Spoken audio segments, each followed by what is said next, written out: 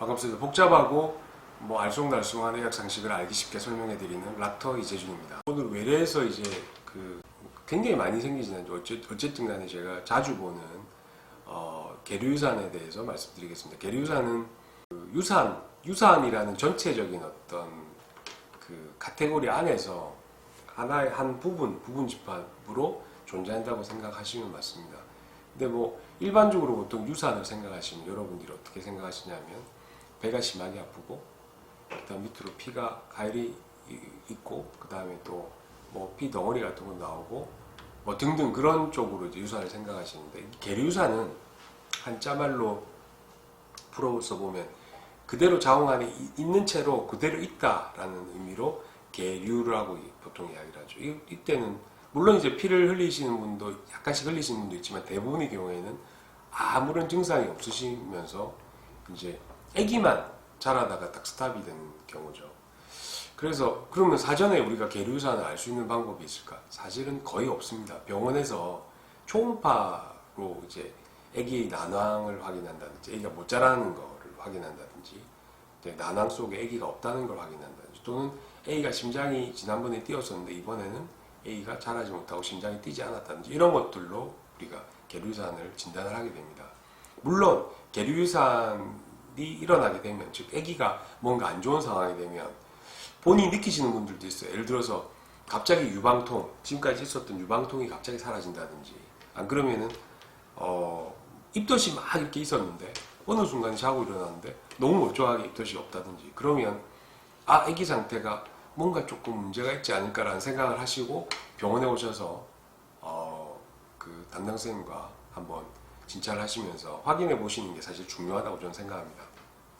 그럼 원인은 자 제가 쉽게 설명드리면 정자하고 난자하고 이제 만나서 하나의 세포가 만들어집니다. 그리고 이 세포는 계속해서 분열하게 되죠. 하지만 우리 세포 자체 맨 처음에 만났던 하나의 세포에서 세포 분열하는 과정은 그렇게 단순하지만은 않습니다. 굉장히 복잡한 과정입니다. 그리고 이것이 수백 수천 번 계속 반복을 하다 보면 어느 순간에 뭔가 세포 분열 과정에서 문제가 생길 수도 있고 또 유전자적으로 문제가 생기는 그런 세포들이 생길 수가 있습니다. 근데 초창기, 그러니까 처음 임신하셨을 때 이런 세포들이 중요한 이유가 이런 세포들이 각각의 세포들이 모세포가 된다는 거죠. 예를 들어서 심장을 만드는 세포가 있으면 그 심장이 처음부터 심장의 기관으로 되어 있는 게 아니고 심장을 만드는 제일 첫 번째 하나의 세포에서 출발하는 거죠. 이 세포가 만약에 심각한 문제가 있다 그러면 당연히 심장의 기형이 될 수밖에 없겠죠.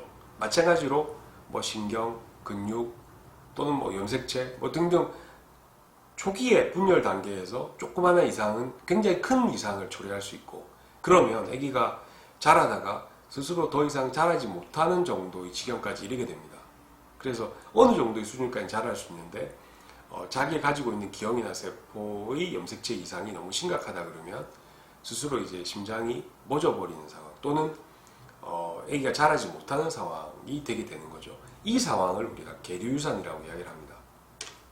계류유산을 제가 진단을 하면 제일 많이 저한테 물어보시는 말씀이 뭐냐면 엄마와 아빠가 별다른 문제가 없는데 왜 아기가 문제가 될 수가 있느냐라고 물어보시게 됩니다. 근데 사실 우리가 뭐 정상적으로 컴퓨터가 아무리 좋다 하더라도 컴퓨터를 껐다 껐다 계속 반복을 하다 보면 사실 오류가 생기죠. 세포도 마찬가지죠. 세포가 굉장히 복잡한 컴퓨터보다 뭐 수천 수만 배 더 복잡하겠죠. 이런 것들이 분열되고 자라고 하는 과정들은 더 복잡한 과정입니다. 그 과정에서 미스가 생길 가능성들은 항상 이제 자연계에서 존재를 합니다. 그래서 계류유산은 어느 정도의 퍼센트로는 계속 일어납니다. 그리고 그렇다고 해서 뭐 엄마 아빠의 어떤 유전자 검사라든지 엄마 아빠의 어떤 뭐 추가적인 검사를 해야 되냐 그렇지는 않습니다.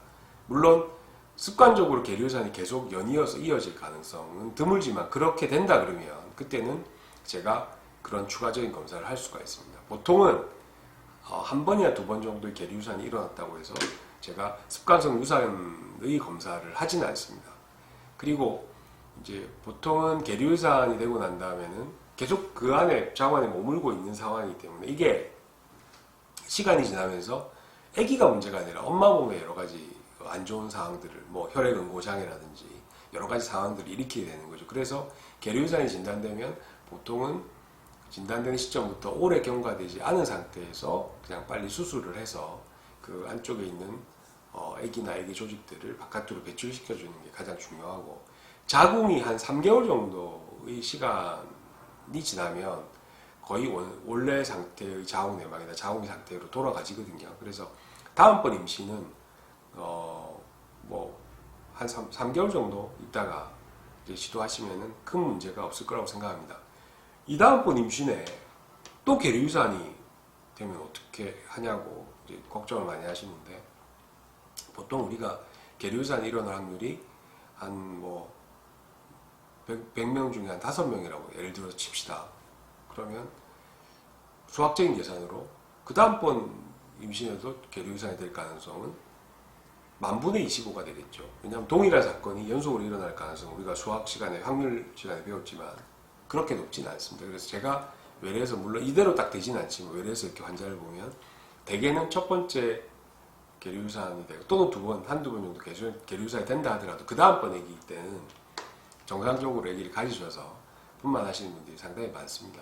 그래서 너무 그렇게 크게 걱정하지 마시고 계류유산으로 진단을 받으시면, 그리고 빠른 시간 내에 수술하고 난 다음에 석 달 정도의 어떤 자궁의 어떤 회복 기간을 주시고 다음번 임신을 계획하시면 큰 무리가 없을 것 같습니다. 감사합니다.